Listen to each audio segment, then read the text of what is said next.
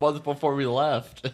No, dude, I had a guy at work approach me last week and tell me, "Hey, man, you got to get your life together." I wasn't doing anything. Wait, really? Yeah. What are you supposed to be doing? Working?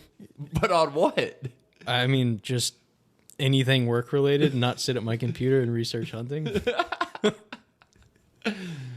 I've had a hard time sleeping. I can't fall asleep, and then I haven't wanted to wake up and work out or anything. I don't know. I kind of was thinking I had Rocky Mountain spotted fever too there for a second. I worked out on Monday. How'd that feel? Felt good. I hit legs. I did not work out today. I'm going tomorrow. You're going Tried tomorrow? to wake up every single day, but I'm going tomorrow. Well, I couldn't put my foot in shoes until Sunday. Sunday was the first day I could put my You foot. boys got it bad. Dude, I was walking around on commercial construction sites and hey, dudes. I was wearing my Birkenstocks the entire week, and I was just hoping to God nobody was going to walk in the office, and nobody did. So were you confirmed Rocky Mountain spotted fever? I don't know. I kept like having symptoms and stuff and telling Caroline what they were, and she was like, "Yeah, ChatGPT says that that's a symptom." And you ended up with some over-the-counter medicine or prescribed medicine. No, I got that prescribed, but Doxycycline? doxycycline. Well, I just did it on. I didn't have time for the whole medical system, and so I just like went online and did one of those online visits, paid whatever for that, and then doxycycline with no insurance is only like $12. I mean, that's something that we just need to get going in next time. That was something that was not a surprise when we saw the first tick. I think I was kind of thinking it was going to be worse. I thought it was going to be way worse. I think we were in a spot where there just wasn't. Well, I mean, we're not going to name drop any creeks or anything or units. You know, we were central Idaho, by the way, guys. But that old boy that said we were in, the thick of it. I mean, we know who was in the thick of it, and it wasn't us. Well, I think it's a year-to-year thing. So it's like it could be you could go back into the same exact spot and have terrible ticks, or you could go back there and there's not a tick.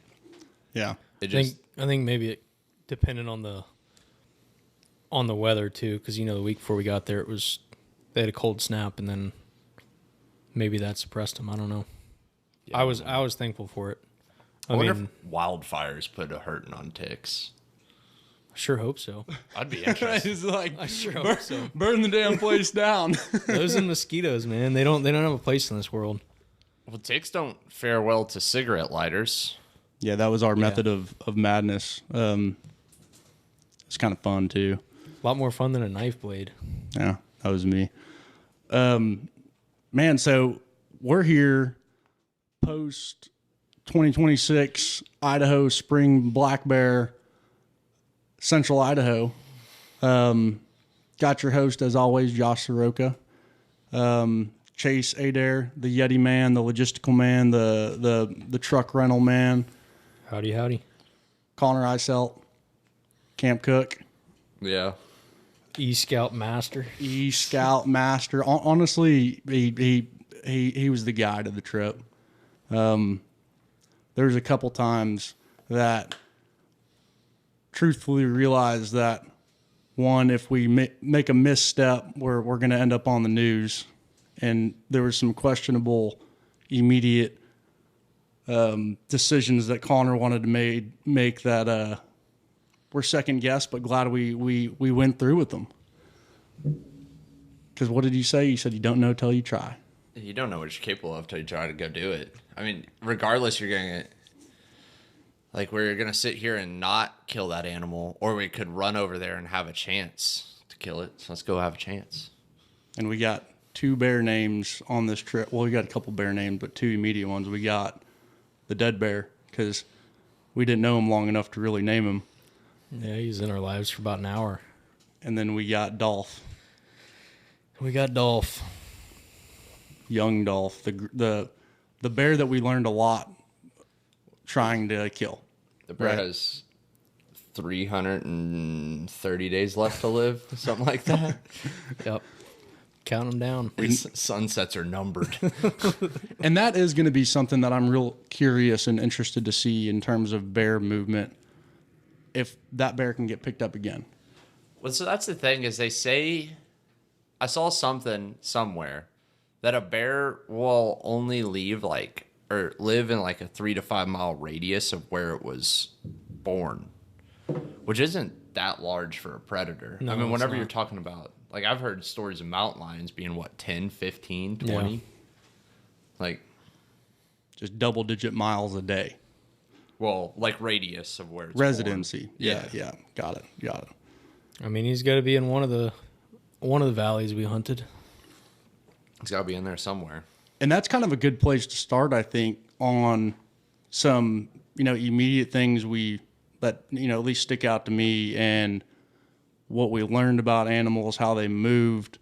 Dolph, for instance, when we made that first big dive on the first boar we saw, and I love how you've said this, Connor, is like, we were playing around in the nursery for the first 48 hours, watching sow and cub after sow and cub, and then we left the nursery and hit the bar, and after watching those sows and cubs move, we realized we needed to make our big move, and we did.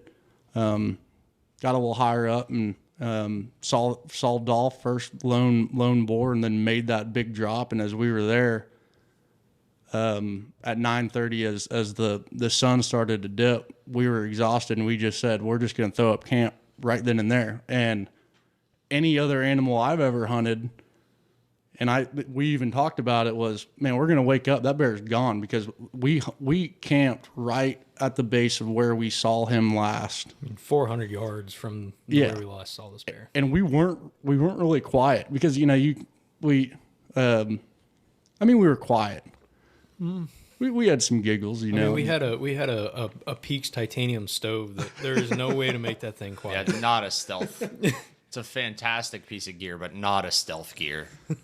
Yeah, but it was like, regardless, we woke up, at least I woke up thinking, all right, the bear's gone. We packed up camp. And weren't we planning on just like going back to the truck almost? I think our plan was to hunt back to the truck. Yeah. We stopped at that glassing spot we must have been there for 30, 45 minutes before we picked up Dolph again. Yep.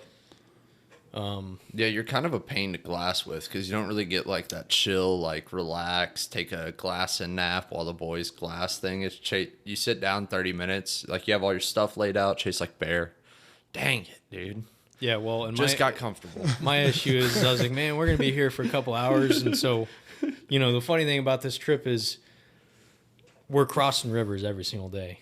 And boots are soaked. I mean, you're walking in creeks up to your, they're rising as we're there throughout the week, but at least up to your knees. There's no way to stay dry. We spend all this time at night trying to stay dry, and the first thing we do in the morning is cross a creek. And so The old wet booter. we sit down to glass, and I'm like, man, we're going to be here for a couple hours. Sun is shining. I'm going to take my boots and my gaiters and my socks off and try and dry them out. And I think it happened 2 or 3 times on this trip. You take my boots off and pick up a bear, and it's right back to wet socks and wet boots. One interesting thing, the difference between the nursery where we saw 11. we saw 4 sows, all of them had 2 cubs, all of different ages, which shows you that there wasn't any boar in that valley that's dominant enough to like attack a sow with cubs and kill at least one of the cubs, if not both of them. And then the next valley, which had a sow with a cub and 2 big boars, at least. And the only difference between those 2 was amount of water. Yeah. The other valley had so many more seeps, so many more streams. The other valley had it too, but just not near the amount of water. Yeah. The valley with all the boars had at least 4 times the amount of water. Yeah, the valley that we killed in, I think You couldn't count all the seeps. 4 or 5 seeps, and then like that big waterfall down at the end. There's 4 seeps from the second glassing spot, and then there was more seeps from the other glassing spot. I mean, when you talk about bear hunting, was the ideal spot. Yeah, like picture perfect, ideal. Yeah. Seeps. We were just bouncing back and forth between seep, these little micro meadows, and there's like, because I was looking back on it too, is there was kind of these micro ridges where those, and Miles, Texas gun ops guy I was talking to yesterday, that commented on the bear stew video. He brought up a good point, just talking about South Carolina deer and animals and how they move. And I was looking at Onyx back on it. There's just like kind of these micro ridges that were on that south facing slope we were hunting, and that's where we actually picked up the dead bear, my bear, on that one spot. So yeah, picture perfect.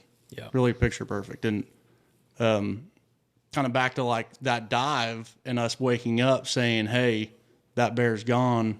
We were planning on hunting out. And, you know, again, Connor's wisdom was like, you know, let's just, and we were pretty timid because we just got our boots dry and we were like, let's just go. Connor's like, let's just cross real quick and hit this rock slide where we can see that south facing slope from that north side.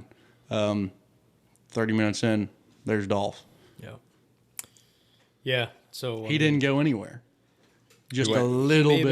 He may have been one ridge over, but I mean, it was, you know, same elevation, feeding on the same stuff. So we dove after him, and I think we ended up cutting up that same on the north side, on the north facing slope into an open meadow, and found a decent glassing spot, and picked him up again about 30 minutes later, and well, I mean, where do we want to go from there? Yeah. So I think when we first picked him up, we were what, 600 yards, 620 yards. No, we first picked him up. We were like 800. Well, from the first glassing spot, and then we ran to the next little opening, in the snow spot. We were like 650. Yeah. And then we thought we could get. Well, we knew we could get to another opening that would be like inside of 5.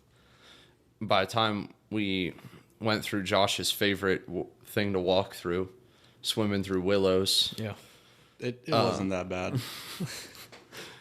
Not prone to trekking pole people.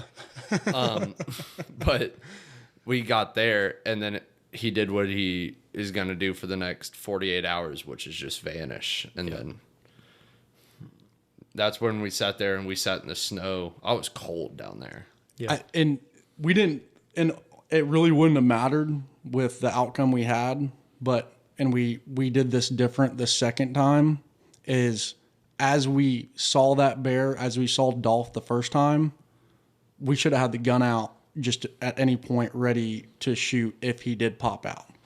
Yeah.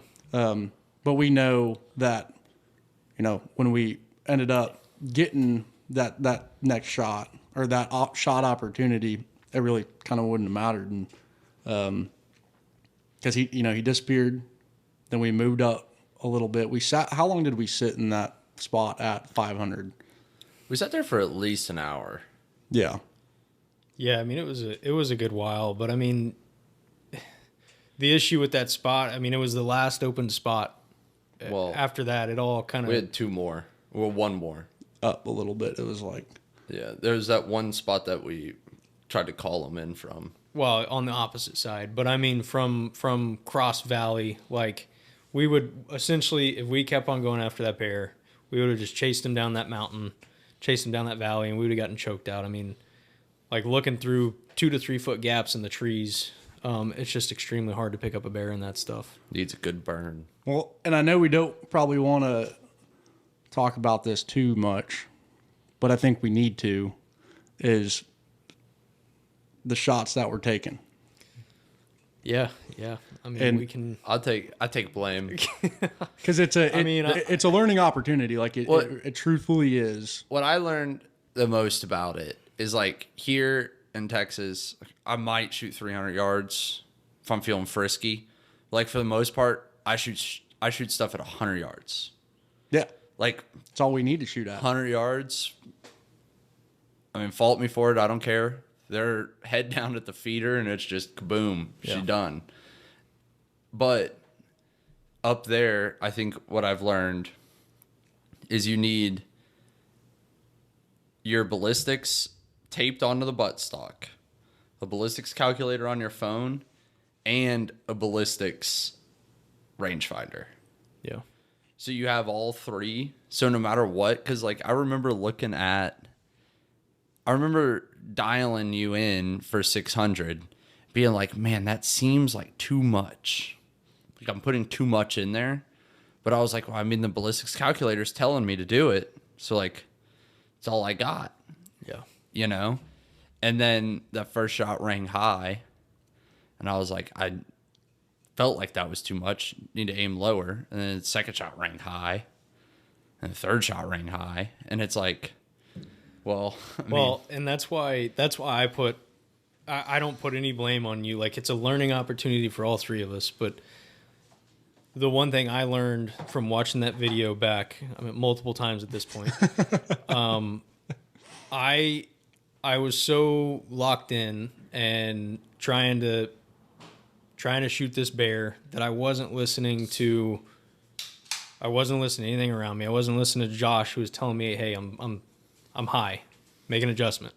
And I think he said that 3 times, and I never heard it because, you know, like Connor was saying, hunting in Texas, like, really you get one shot. Like, you get one shot and the deer are gone. Like, I've never had to make a follow-up shot. And so when I missed the first one, I just started panicking and wasn't listening to anybody around me. And so I think that's one thing that I learned. And I think it was a good thing to learn. Like, I'm glad I didn't make a bad shot on the bear and we're running after a wounded bear, because that wouldn't be any good either. Yeah. So, well, and, would've you know, been just fun. cross valley, 650 yards isn't an easy shot no matter what. And what I will say is each shot you took was the same. I mean, you were putting it on the bear where you needed to put the crosshairs on the bear, and it was missing the exact same every time. And we talked about kind of that, you know, 1 second that a lot of hunters live for. A lot of the time it's just that shot, and in that 1 second, at least for me, and I've said this before, is I kind of black out. And so it's, I mean, it was a learning opportunity. And first bear we had the opportunity to shoot, we were pretty jacked up about that. There was a lot going on. yeah. So best worst case Ontario though, clean misses. clean misses. clean I'd much rather misses. clean miss than wounded bear. The video is very funny, and it shows the power of suppressors. Yeah. Like, that bear had not a clue what was going on. Yeah. Yep. He's a cool bear, and he's gonna get killed next year, and you know we'll see what he does. I know y'all are heading back. Yeah, we're gonna drag Dawson back in there. He don't Good. know what he's getting himself into. Good. Low character building. Yeah. But we weren't entirely done with him yet on the trip, and that's where after those misses we stayed in that same spot because there was a pretty good chance that he was going to make his way right out. He didn't run away like Connor said. He was a little curious with what kept flicking behind him, but as I'm watching him that entire time, there was that kind of run of pine trees that he went right behind and then dropped down, and we were convinced he was going to come back out. But luckily, you know, we stayed pretty vigilant, and that presented another opportunity at another bear, the dead bear. And as you sit, and you know, one thing that everybody should know is, you know, we sit behind glass for hours at a time. How many hours total do y'all think on the trip we had our eyes behind the binos and spot and scope? 10 hours a day. 60, 70 hours. Yeah. Not a great time. Some people will say is like, and you end up with a headache and Sunflower seeds. yeah, sunflower seeds. That's another thing Josh needs to add to the snack box amongst plenty more snacks next Another time. 1,500 calories. but we were sitting there, and my point is you really get to know the area you're looking at, even not being behind the glass. And so how we picked up this next bear, and kind of our rule of thumb was if you pick up the bear, you get to shoot the bear. And Connor was locked in on the spot and scope. And this is one thing, because I just remember this, minute by minute, is Connor was locked in behind the spot and scope, and he thought he had Dolph bedded down and was like, Josh, come over here and look at this, stump bear. But it did Shadow bear. Shadow bear. It was a shadow bear. And so I kind of get up, walk over there, look at what Connor's looking at, look at it for a little bit. And, a big rule of thumb that everybody talks about is if you think it's a bear, look at it for 30 seconds and you can probably pretty well figure out if it's a bear or not.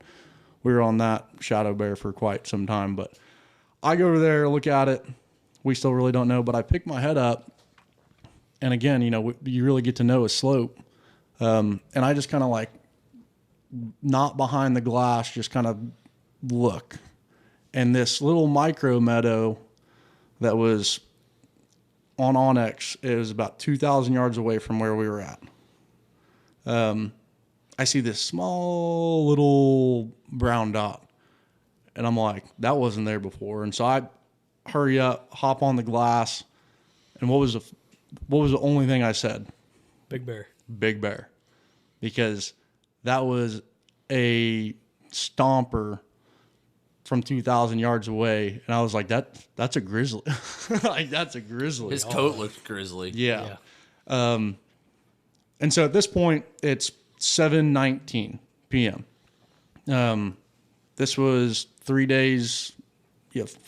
Day 5, yeah. We were moving and grooving, man. Yeah. Day 5 into the trip. We're halfway tired. Boots are dry, kind of. And in my kind of immediate mind, I'm like, we're no chance. No chance at this bear. And Connor's first sentence is, all right, let's go. Like, let's drop. And I just need to learn sometimes to listen to Connor a little bit more, right? And I was like, Connor, man, I don't. And it started kind of coming out of my mouth. He's already like halfway down the rock slide. And at this point too, we've just got our glassing gear. We have our bags about 200 yards away, down more towards the creek. So we just drop and go. Get there. We grab a Nalgene, Garmin InReach, and trekking sticks, and a gun. That's it. We dropped everything else. 7:19, and we got to moving, man. That was the quickest we moved all week. We were just blazing our own path, and we made it up. We closed in 1,500 yards and 1,500 foot of elevation within 40 minutes. And I'm talking straight up, all fours, rock climbing. And we finally get, just heart rates zone 5 the entire time. And we finally get to this point. And, one thing to mention as well is whenever you're looking at something from 2,000 yards away, mark it and hope, you just got to kind of hope you end up in the spot you want to end up in. Because one ridge to another, or one little seep or stream to another could be a 30-minute difference. Yeah. And we got to the point where we kind of thought he was going to be, and I poked my head up and I see that bear. And that's whenever it was like, oh my gosh, like this, we're about to kill this bear. This is a dead bear. And I turn around and look at y'all and I'm like, the bear's right there. We're right there. And so there's this kind of picture perfect situation, right? There was that one pine tree that was on somewhat of a ledge or a less gradient spot. I was like, we just need to get right there to that tree. And we dropped down a little bit, I think it was even on a game trail that we were finally on, because the whole time we were not on a game trail. When we got to that tree, I got the gun. Connor ranged him, and said 142, no adjustment, shoot him. And I think that, and I was kind of sleeping on it the whole time, one of the biggest tools that made that successful was those trekking poles Yeah. on the shooting sticks. Yeah. Wiser precision. Wiser Trekking poles, man, they're pretty nice. I'm happy with them. I think that's quicker. That's quicker too than just like if we had a bipod on there. Oh, yeah, we would have had to mess And around you have to with like mess with that. Even the new Tricer bipod. Yeah. Like those shooting sticks were because I told you I don't know if you remember this, but I was like, just hold the gun where you want it, and I dropped the trekking pole down to where you needed it and locked it, and then like as soon as I flipped lock, it. Yeah, and it was just, and I wasn't really expecting that. I was getting ready to freehand them, and so 719. At this point, it's 8:20, and that bear, 30 seconds later, would have been gone. Yeah. Without a doubt, because he was finally making his way from feeding in the spot he was feeding in to that stream, and he was just going to disappear. And we get up, trekking poles, 142, no adjustment, shoot him, and it was just the most beautiful sound. Yeah, suppressors are sick. They're so fun. I'm never shooting a rifle without a suppressor. The impact was louder than the suppressor. And that bear just kind of, crunched up and then just made his way a little bit farther. And if you see a live bear and you got a second opportunity, you need to start slinging some lead. And so I freehanded my second shot, another thud, and that bear just picked up on 2 feet and leaned back and rolled right down the mountain. And the silence broke, and we all just went wild. It was surreal. That was a pretty crazy moment. Because it didn't matter who was shooting that bear. And I don't know if I just get to say this because I'm the one that shot the bear. But, that was our bear. Yeah. Absolutely. Because we wouldn't have done it if Connor wasn't like, let's just drop everything and go. 100% DIY.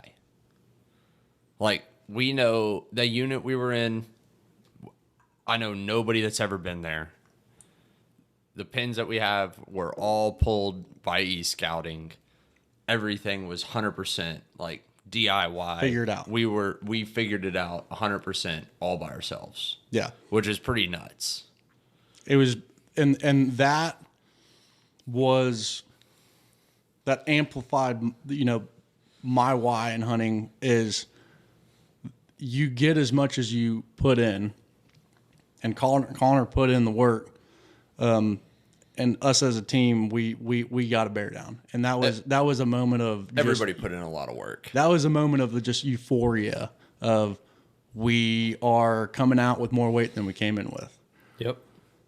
So calorie positive trip. Yeah, and that's when the fun part really started too, right? Like, it was like, okay, we've got a bear to clean. Yeah. So that's story dead bear, right? And after we killed that bear, taking a step back, we knew, we mentioned we dropped everything. We didn't have time to fiddle around. I don't even think I want to say like we should have grabbed a kill bag and we wouldn't have killed that bear. Like you said, 30 seconds later, that bear was gone. Yeah. Well, like the whole thing is it goes back to the steps I kept talking about. Like I had the trip broken down basically like all Western game. Essentially there's 3 steps, and I think where a lot of people fail just from reading Go Hunt comments, it's like they think about one step before they accomplish the previous step. So like the first step is find your animal. You need to find it. If it's 1.5 miles away, whatever, you found it. Now you got to get close enough to it to kill it. And then once that's done, then you pack it. Yeah. You can't think about oh, well, if we get up there and we kill this bear, then what are we going to do? Well, no, because then you already failed. Like the time it took you to think that thought, bear's gone. Mule deer's gone, coos deer, whatever. Catch the fish first. You have to go kill the thing first, and we'll figure out the next step. That's step 2. We'll figure that one out later. And then you don't want to think about, oh, well, if I go over there and I kill this bear, how am I going to get it out of here? No, you'll figure that one out. Yeah. Like you got to do the other parts first. You'll figure that out later. Yeah. And I'll definitely say it. Like I was on phase 2 I was on phase 3 before we were on phase 2. Nope. Got to kill it first before you can pack it. Can't pack nothing if it ain't dead. I think that's the Enneagram in me. I try to plan in advance. Yeah, I'm the same way. So, yeah, we know. Not me. Yeah.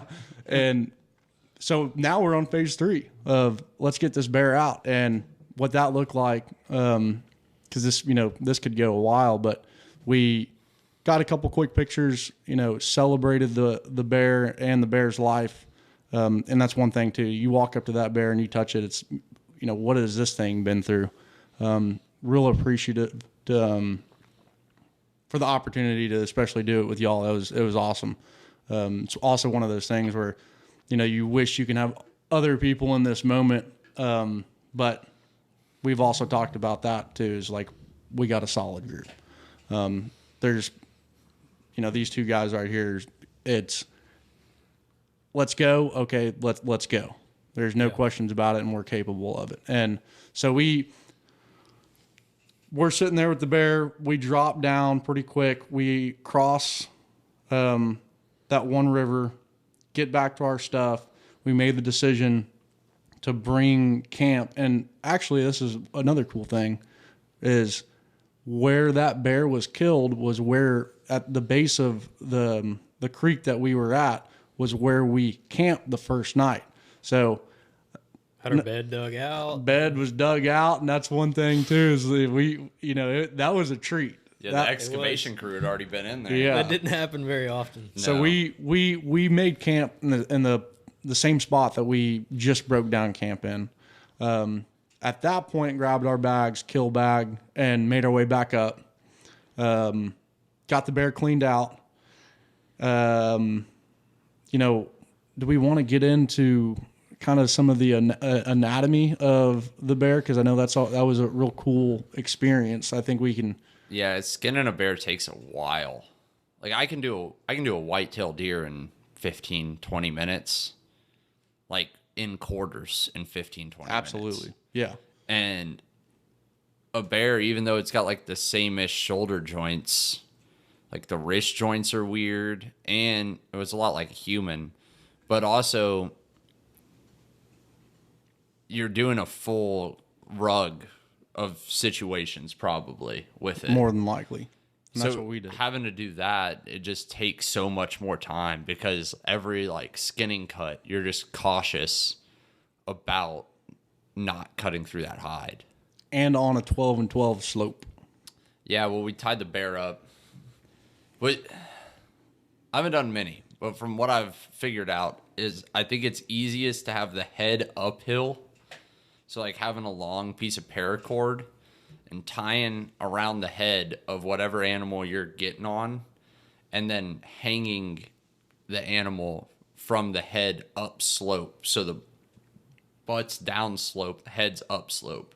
Yeah. Skinning from that position, I think is a lot easier than, and you have it roped off. So like you have a solid, if you try to skin it on a bench or something and it rolls, that's not a great idea, I don't think. And it was nice too, 3 guys working on, you think you'd move a little quicker with 3 guys, but there's not much more than 2 can do at one time.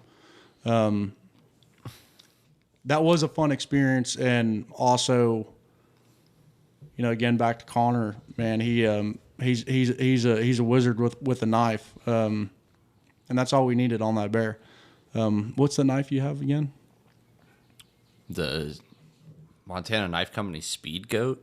Yeah, the Speed Goat. I've run a lot of knives in my day.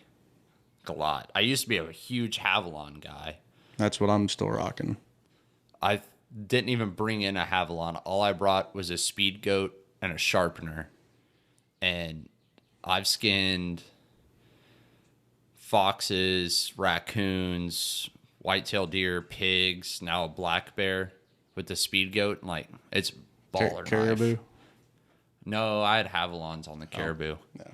Well, the problem I have with Havilon is, especially on like a multiple kill trip, like the caribou is like we're killing multiple caribou. I bring 1.5 blades per animal I anticipate on having to cut up. But then you end up with all these half sharp blades in your bag. It's hard to dispose And they're in miscellaneous sandwich bags and junk. And you can like shove them back in the little cardboard sleeve that they came in, but still like in the compression of the bag. It's dangerous. They poke through there, and then you're like ripping all that stuff out, and you end up slicing your finger. Yeah. On the spent blades. Yeah. I don't know. Some people's boat float a little differently, but that speed goat was awesome.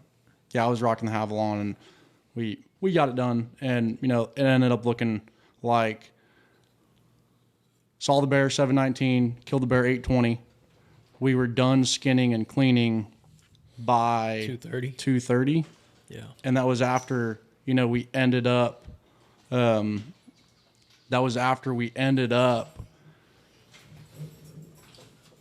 doing camp and everything. Yeah. Going up, skinning the bear, pictures, all the fun stuff. And I think one of the most important things that we did that night was whenever we came down from where we killed the bear, Chase ran a trail on Onyx. Yeah. That was a brutal canyon traverse situation to come down off that thing. You would get cliffed out and on either side. 100 different ways. Yeah. Making the wrong step left or right. Yeah. Yeah. That could have turned into, we could have spent an hour or two longer up there than we did if we would have gotten. So that brings it back to, if we would have brought a kill bag and some knives and our pack frames. Yeah, you're right. And we would have skinned that bear out up there. We were coming down in the dark regardless. Yeah. And that where we came down from, if you stayed on either side of the river for too long, you got cliffed out. You had to cross the creek exactly at the perfect point, and you could really only see it during the day. Onyx doesn't show you that it gets cliffed out. No. Onyx doesn't show you that there's that tiny little bench that runs through there that you can cross the creek in between the cliffs. Yeah. Everything worked out perfect. It truly did. Because, 2, 3 a.m. getting the bear done, we just, headlamp on and got right on that trail.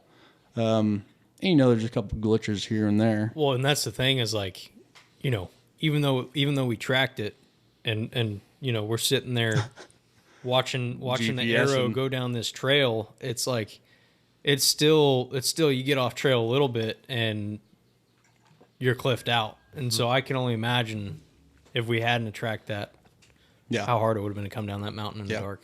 And that got us down all in one piece. Did your lamp die on that one, or it didn't die? No, I used my last bit of battery power to charge it on the way back up. Yeah. Yeah. Then my headlamp was holding on by a thread. I thought that headlamp had like 30 hours worth of life on one charge. Yeah, it has 8 hours. Yeah. I don't know how it made it through the next night hike. I don't. That was an act of God, brother. It was a pure act of God. Because I couldn't imagine just walking, because your head's down, you're just following your light, one step at a time. And then it just goes out. And it just goes out because, like I mentioned earlier, there's misstep, immediate SOS. Yeah. Yeah, this whole entire hike out to get the bear out of there, and a lot of the other rest of the trip, is you have to dig your heel or the side of your foot into the sandy soil and make your own foothold. and hope that that foothold holds. And if you go to step on any rock or anything, like they're small rocks, and you have to hope that that rock doesn't slide out. And if you fall, like there's no safety catch. Yeah. I mean, we're on some steep stuff. Like Josh said, I mean, it's 12, 12, 16, 12 roofs. Like, I mean, it's vertical that you're walking down. Type 2 fun. Yeah. There's that type 2 fun. And we type 2 fund it before the bear, during the bear, and after the bear. And getting that bear down, getting that bear hung up. The birds were chirping whenever we were going to bed, quote unquote. Oh, no, they were. Yeah. Yeah, they were. Yeah. Grouse and the woodpeckers. Yeah. And, yeah, man, but that was dead bear. And that just kind of was a point in the trip where we just were so excited. And we also, as soon as that bear got clean and killed, we were like, okay, well, let's go do it again. And we tried. Waking up a little later the next morning, we were still up by 8 o'clock and moving by 9:30, 10. Because as all this is happening, Dolph is still right around the corner. Yeah. And kind of back to how animals move and how we got to learn about bears is that bear wasn't in a rush, and we were able to pick him up again in a area that he was consistently moving towards. Very predictable movements. Yes. And, looking back, I think we probably could have predicted that better, where we just could have ended up in that deadfall area, besides going back to the rock slide, picking him up and realizing we need to move a little farther down. And then that is where I think we all truly learned too. You could see bears that you can't end up killing. Yep. So Dolph got to live another day. Another 340 days. Yeah, we'll be back. If you don't know why he's called Dolph, there's a song by Young Dolph called 100 Shots. And in it, he says, how the bleep do you miss a whole 100 shots? And he was, We missed 4, but Same thing. Same premise. Same thing. But we're not going to miss the 5th. Yeah. The 5th one's going to ring him. Yeah. Yeah. And he's going to be on our back. That's for sure. With the 6'5" need more. Yeah, that too. We killed a bear that was the biggest bear in the check-in, one of the biggest bears at the Idaho check-in. The biggest bear the meat processor's seen. And the taxidermist who does a lot of bears said he is a very, very nice mountain bear. And that bear, 6'5", Creedmoor. Yeah, 6'5" Creedmoor. Both lungs were evaporated. I mean, it's 5.5, 6 foot. We don't have the official measurement back, but It helps he was 142 out too. yeah, that does help. Well, where scouting though, going into it scouting wise, I knew these slopes that we were going on, like there were gonna be tight shots if we got on the south slope. I wasn't anticipating the bears being as high as they were. So I didn't know about that top section where we were shooting at Dolph. I didn't think we'd be in the Cross Canyon area, but I knew where we killed him was like at the top range of where I had planned. So like e-scouting wise, once I'm like, okay, this is the area we're hunting a week or 2 out, and I know that we're going into these valleys, I like play in my head a scenario where it's like, okay, we see a bear here. We're going to have to come off this glassing spot, go down this thing, go up this thing, and then we'll be here, he'll be there. What's that yardage? And they kept ringing out to somewhere between 100 and 300 yards. Yeah. So it was like, okay, you're going to have close shots because you could go into a spot and then think you'll be able to get to within shooting range if you don't run out those yardages. Like, what is it ridge to like that little slope over there? What is that? you could get into a spot where like you can't get closer than 1,000 yards because it's just too flat or it's too steep. Yeah. It's Like- just, it's not possible. So I had played out, not going from where we had went to where your bear was, but I had played out killing a bear in that little drainage. And I knew that it would be a tight like area Yeah. to shoot in. And And it was. yeah. How many hours do you think you personally put into e-scouting? I don't know. It's a Caroline question. That is Yeah. a Caroline question. I'd say over 150 Yeah. at least. Like, I mean, at one point in time, there were 6 different units we were going to go into. Yeah. And like, I mean, I e-scouted all those units and I had, backup spots on backup spots on backup spots. So it was like the spot that we went into, and typically what I always lean into going into hunts is like, I normally just send Hail Mary passes because I want to stand on a ridge and think to myself, it's been 50, 60, 70 years since somebody else stood on top of this ridge. Yeah. Like a human might have not ever been up here. Yeah. I think that's where like we all kind of align, prior to going on the trip is like, I feel like there's two ways to go about that trip. You can do what we did and dive in, take a Hail Mary and go to a spot where there's no sign of human life and, who knows how long. Or you can go into a 3 or 4 mile spot and, hopefully find some bear, but you're probably going to run into people. You're probably going to run into to weekend hunters or just a lot more pressure in those areas. And I think we were all glad by the end of it that we actually took that Hail Mary and We didn't see a person. Yeah, we killed that bear and shot at the other bear over 13 miles away from a trailhead to where there's not a breath. I've never been in a place where there's not a breath of human interference. Like, not a cut zip tie, not an old dilapidated tarp, not an old elk camp. That was a long ways. We did end up seeing that, Yeah, but but- that was 5 miles from the trail. Yeah. So like not an old elk camp, not a anything, nothing. The number one thing, it sticks in my head. It'll be in my head for forever. I was elk hunting in Colorado. It was like 7 miles in, and I was up on this like terrible knife ridge area that I could see basically like half the unit we were hunting in.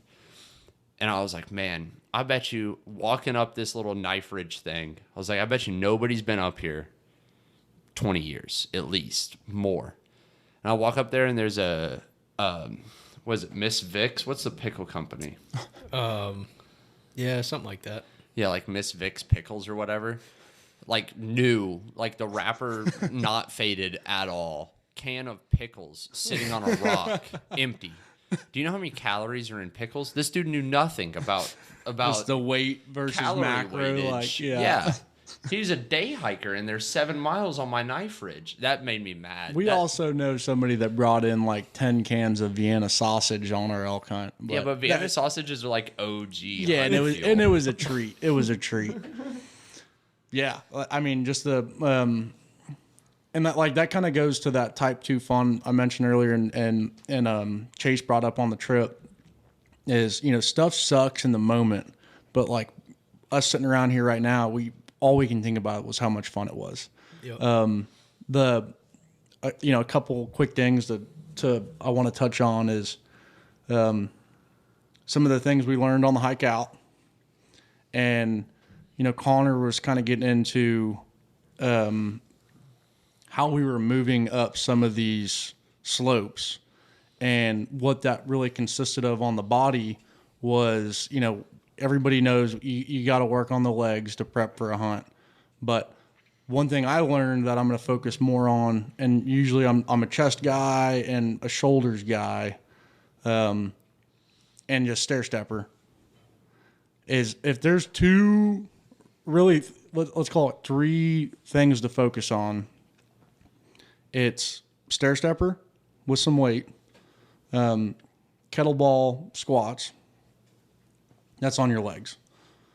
Tri pull downs for your triceps, and then just shoulders. Because I think on this hunt, we used our shoulders and arms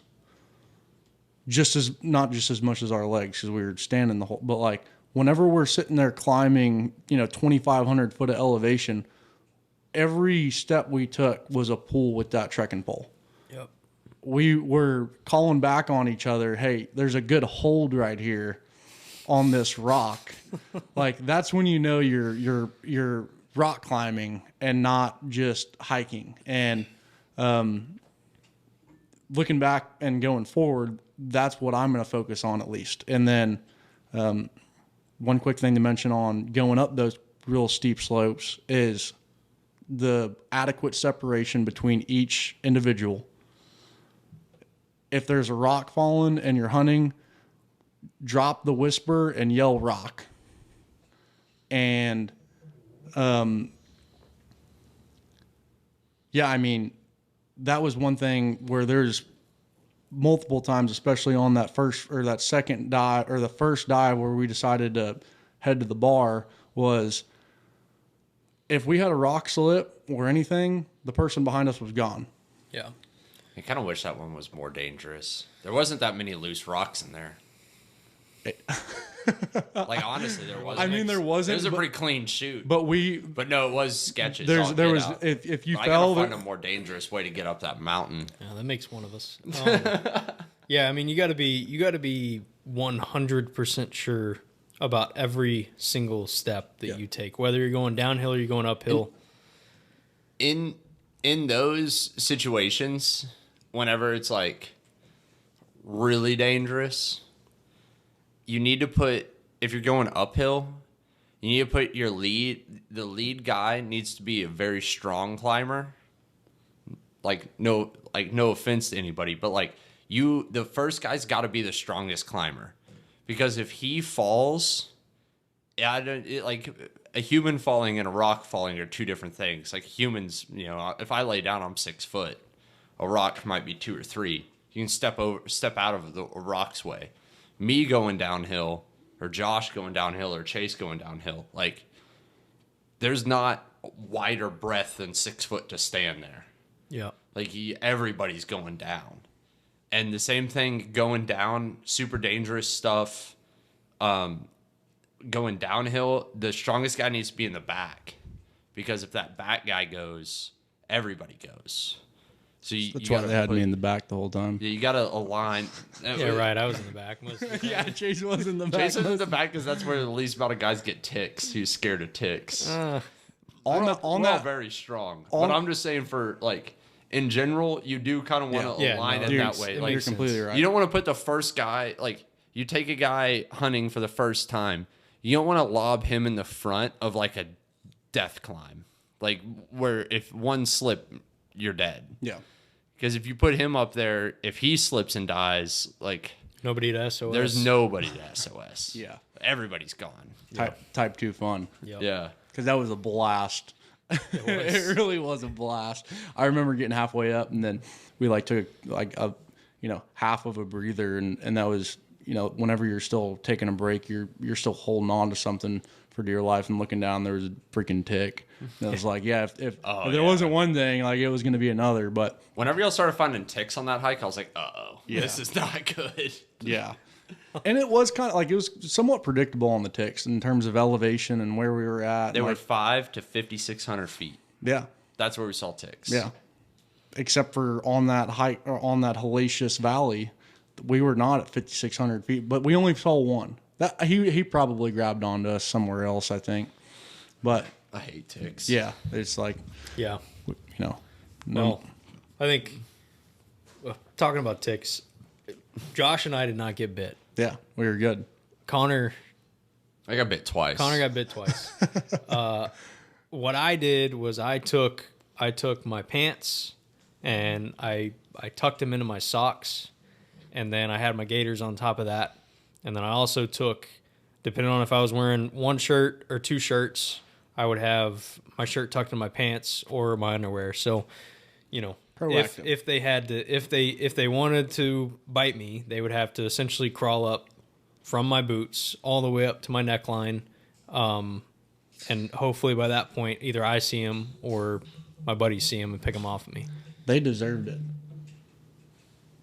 You're gonna call man. Yeah, they deserved it if they got to me or Chase. Yeah. I think. Yeah, but on like additionally on that kind of note in terms of hellacious hikes and proper preparation, as we made our last attempt on Dolph, we knew that the area that bear was moving, we weren't going to be able to get to him. And so we decided, we're 13 miles from the trailhead, let's hunt back. So we grabbed camp, got everything, divvied up, and we actually divvied that bear up, I think, right on the money. Pretty equally. I think everybody had like right at 40 pounds of bear. Yeah, and I thought more about it. I think we were like just all right under 100 on the way out. So we said, hey, we're going to hunt back. And as we made that decision, this is where we learned a lot about hunting in the mountains, on top of how much we already learned, which was the big thing that I got out of that hunt was if you're planning on moving, know where you're going to camp. Because we didn't. We all looked at each other and said, we're going to hunt our way out of here and go till dark and make camp whenever it gets dark. And we passed this last spot, and it would have been the last spot to camp with like an hour left of light. And we just wanted to move. And looking back on it, I'm glad we did. Yeah. But as we made that decision, we ended up with about 3+ miles of no water, just a trail that offered nowhere to even consider making a little elk bed to sleep on the trail. If we absolutely wanted to, we could have, but there was a point where I was like, guys, we're a mile from what Onyx is showing as the actual beaten trail that Onyx is showing. We're not 100 miles. And this is, no water. It's dark. We've got 100 pounds. We're already 7 hours into the day type of deal. And we're on 3 hours of sleep. 3 hours of sleep. Yeah, that's that was a big key thing is sleep, water, and planning where to camp. Yeah. And I don't think that hike would have been an issue if we had water. Like I learned a lot about water on that hike specifically.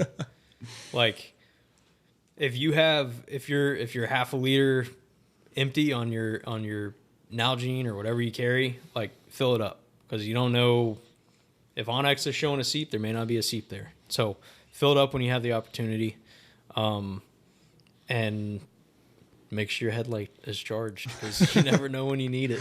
Nope. What is it? Steve Ranella. There's some podcast I listened to of him, and they were talking about like these ultra marathon runners and stuff. Steve was like, that doesn't impress me. What impresses me is how far can you hike on how little water? That's what impresses me. It's like, yeah. And add no sleep to it. But we were seeing clowns, snakes, and just and on a hike like that in the dark with your head down, step after step in the light, your mind starts to do some really weird stuff. And that does, again, support the fact that know who you're hunting with, because there very easily could have been a time where it was like, guys, like I can't go any farther. Yeah. It's all mental. And we got to the point where, hold on. Can we talk about where we ended up sleeping? And about 10 seconds before Yeah, that. I was gonna say that is the story that I continue to tell. Is we were the entire time we're doing this hike. I don't know. We were hiking for what, 3 hours? Yeah. But the entire time, I kept on hearing, "We're close, we're close, we're Well, close," and they told me that for an hour and a half. The next morning, we learned Josh lies to us. Chase and I's phone's dead, so we're all running off of Josh's. Josh is leading, and we're just running off of Josh as our Lord and Savior, running us where we need to go. We're full-grown men, capable of hiking the same country Josh is capable of hiking. And Josh keeps lying. You were lying to us for sure that night. To y'all. Dude, that night you were lying to us. You lied to us the next morning about our distance because Chase and I both started dropping. We started tracking on our watches because we were like, dude, this guy's lying, dude. I've got a goal in mind, and the goal in mind whenever I was leading was we're getting to this beaten trail that we know is a campable spot. And so whenever everybody's like, how much farther, it's like we're getting close. Like, it wouldn't have made a difference if I said 2 miles. We were going to get there. And, looking back on it, I guess I could have been, a little bit more transparent. Yeah, I'm a grown man. Just tell me, hey, we got 3/4 of a mile. That means we got 20, 25 minutes left. But I am saying, like, we're getting close. We're getting close. And we finally get to this point where we find water. And I'm like, hey, we're literally right here. And I've said that a couple times. And I hadn't said a word in an hour. there was a point where I turned around. I just stopped asking, like, hey, y'all want us to break? Are we good? Like, because I'm mobile, and we're all mobile, and we all know that we need to move. And we get to the water, and I think we were going to get water regardless. But we drop packs, get water, think about our decisions we made. And it's like, hey, all right, let's throw the bags back on, and we're close. What I've been saying for the last 3 hours. So throw the bag back on, and I kid you not, we were 10 yards from where we needed to camp. That was my bad. I felt bad about that. When we walk, I literally hadn't talked in an hour, and we get up to the first water we've seen, and we're all empty. And they go, should we get water here? Should we get water here? I'm like, yes, we're getting effing water here. Like, drop packs.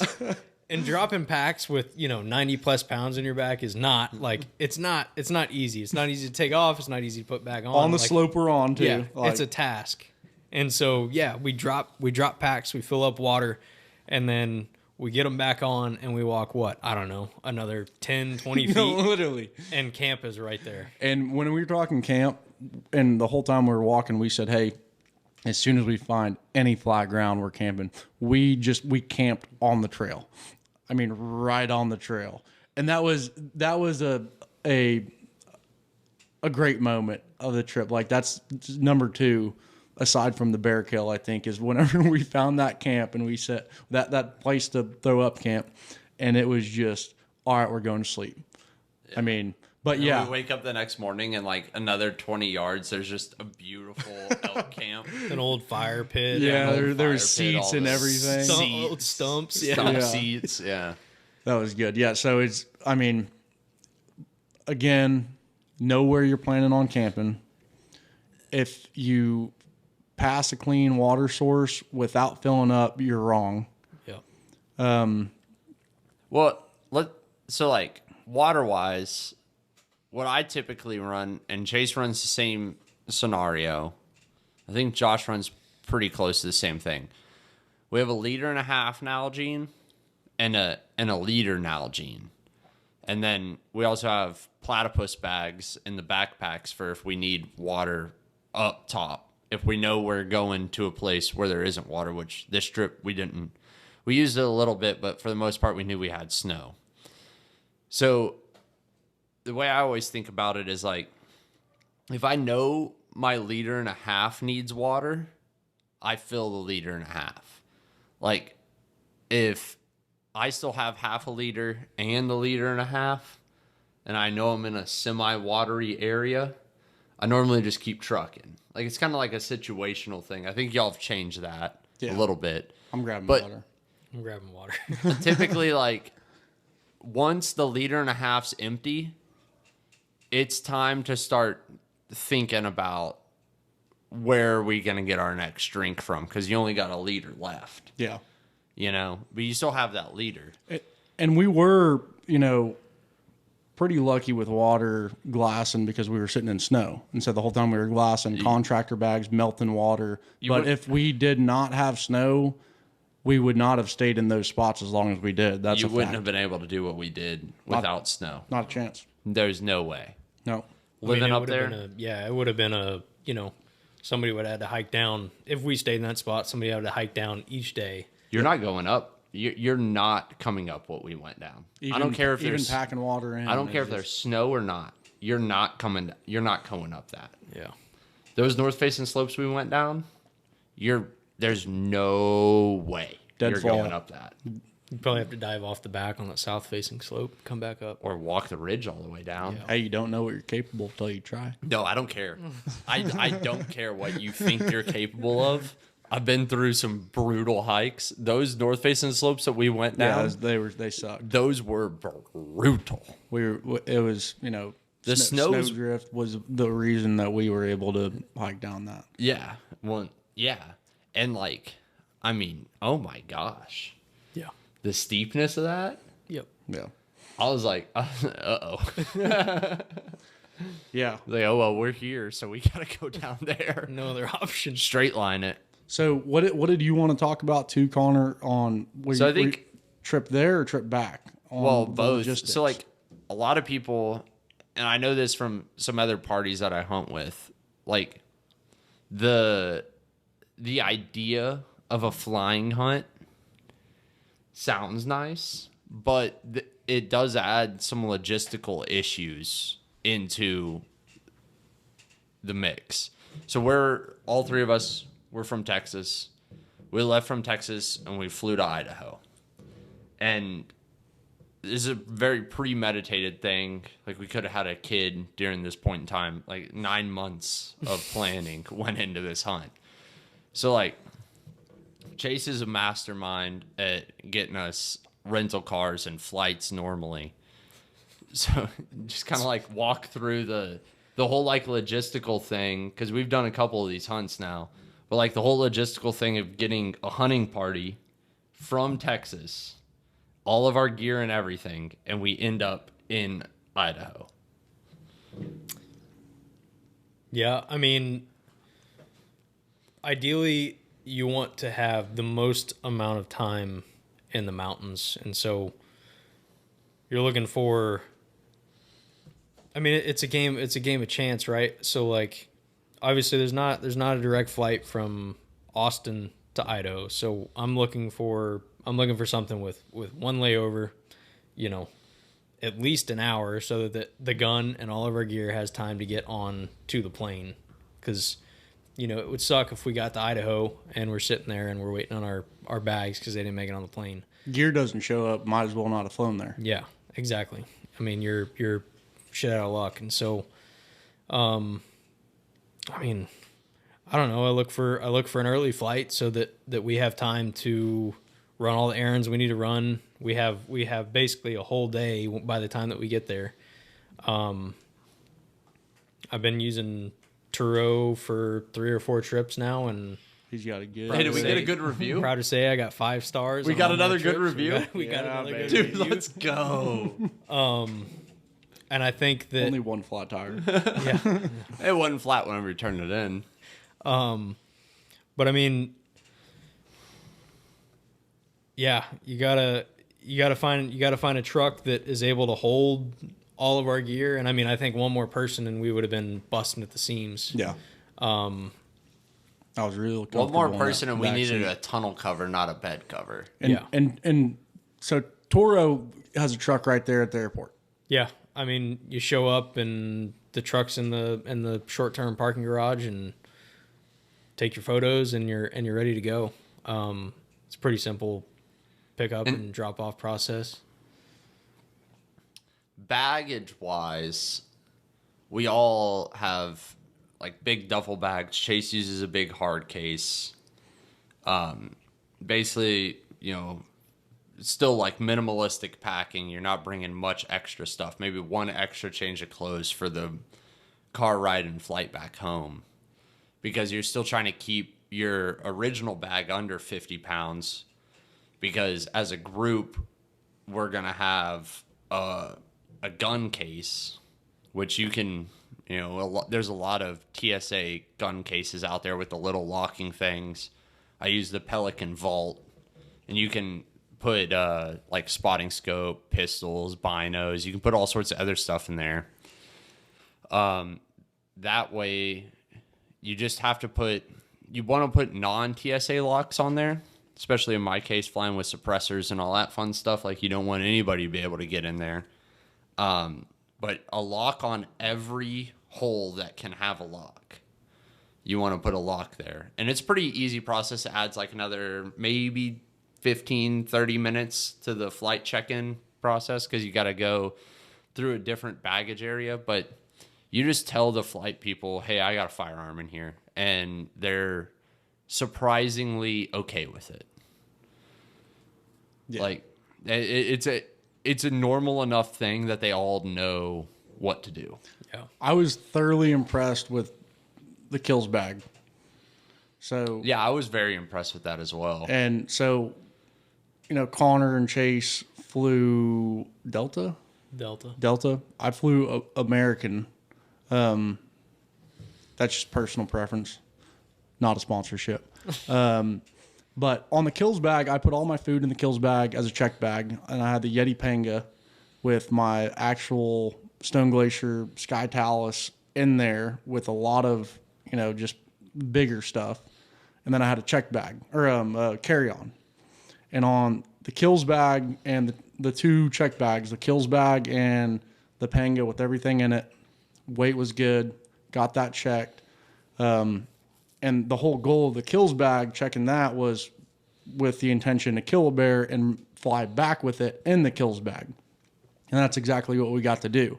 And also, to add to that on the kills bag, is as soon as we killed that bear, got back to camp, the whole bear, it's the 48-inch, fit in the bag. We were able to put that in a just a small little stream, just to keep it cool water flown on top of it. And then that bag itself is, we figured out how well it was sealed. And that was one of the biggest, or that was a really cool thing to see with that, how that bag worked. Bear was in the bag, and as soon as we got back to the airport, right, I was able to throw just the hide in and flew back with it overnight through some dry ice in it, got it cool, and I got back and it was cool, got it to taxidermist, and we were solid. Yeah, you need to get any meat, if you're going to fly back home with it, any meat, hide, stuff like that, you need to get it frozen. You can do that a couple different ways. A lot of hotels have a freezer if you sweet talk them into it. Meat processing people freeze it for a small fee. If you find some gas station dude with a ice freezer, throw it in there. There's a lot of ways to get stuff frozen. You could also, we figured this out on this trip, you can throw dry ice in something like a kills bag or a cheap Walmart cooler. Throw that in there. Leave the kills bag cracked a little bit on the dry ice, because that thing about exploded. We about exploded it. Watertight. It is watertight. Landing, coming in, there are some items that are absolutely crucial that you cannot fly with. And that being fuel for your jet boils. Yep. You cannot fly with that. So you will have at least one stop in town heading into the mountains. You're going to need to find some sort of sporting goods store to buy jet fuel at. And the tick removal tool. Yeah, and a tick removal tool. If you don't. We didn't even use that one. Yeah, we did. We used the key. You're right. We didn't use that. I liked the key thing better than that key was nice. forceps looking thing. And one huge thing, we just, with our outcome, getting back to the trailhead, we made another dive in another spot, didn't pan out. We ended up deciding to get out on Friday. And we're lucky we did, because Idaho Parks and Wildlife, you have to check your bear. It's Idaho's bear until you check that bear in, and they pull a tooth and get it marked. And they're only open Monday through Friday. So one thing I'd like to ask the state of Idaho is, kick in a couple extra taxpayer dollars and just have somebody on standby over the weekend for us, Texas guys coming down to try to kill a black bear. At least an hour or two. Yeah, just at least. And you can get a game warden to seal it, but it was a holiday weekend. And I'll also Green Jeans coming in on a holiday weekend. Yeah. That was a whole nother. I also think that all of us were kind of like, oh man, they're going to close on Friday. We got to stay until Monday. Because if that was the case, we probably would have dove back in. But it was just, back to logistics. Logistically, we needed to get back. Canceled. We've dealt with canceled flights on these flying things. And they're dealable, but they're not fun. That's why flying with a reputable airline is somewhat good, and trying to fly into layover spots that are big but not too big. There's a thought process. Especially when you have a hide or you have meat, it just adds a whole other level of anxiety about flying. Yeah. And that's kind of my personal preference. Get the meat done where you kill it. It's also kind of adds to the experience a little bit. Hey, kill the bear in Idaho, processed in Idaho. It's like what we did in Alaska. But wanted to get the hide back, got back in one piece. It's 54 pounds whenever I weighed it, and the lady looked at me and I was like, there's nothing that can come out of that bag, ma'am. And she was like, you're good. You want me to open it? Yeah. I wanted to walk around in the I'll freak people out real quick. I wanted to walk around in the Austin airport whenever we got back with the head sticking out like a puppy, but didn't want to do that. But yeah, definitely get to call it a successful trip. I think we would have called it a successful trip the second we got there and made our first camp. There's a lot more that I think we could all say, but if it came down to a few last statements, what would y'all like to kind of point out? Chase? There's not a lot of people in this world that can put in the work that we did. They have a group of 3 guys that, are able to go out there and put in 50, 60 miles in a week. And I think that's extremely special. I think it's special that it's all DIY. These are all over-the-counter tags. And regardless of tag soup for 2 of us, even if there's tag soup for all 3 of us, I think that if we came out of this trip and we learned something, it would have been successful. It was tag soup with a side of bear meat, though. Because, a lot of these Western hunts, especially doing it DIY, with, I have a little bit of knowledge. We all have a little bit of knowledge doing this stuff, but, not near the level of success that we want to be at yet. It's a group effort to get something like this done. A very large group effort. It takes I wouldn't have been up there without y'all. Y'all wouldn't have been up there without me. We all wouldn't have been up there without the next person next to you. Yep. Everybody adds a layer of, I guess, for lack of a better word, fun to the trip. It wouldn't have been the same without you there. It wouldn't have been the same without Josh there.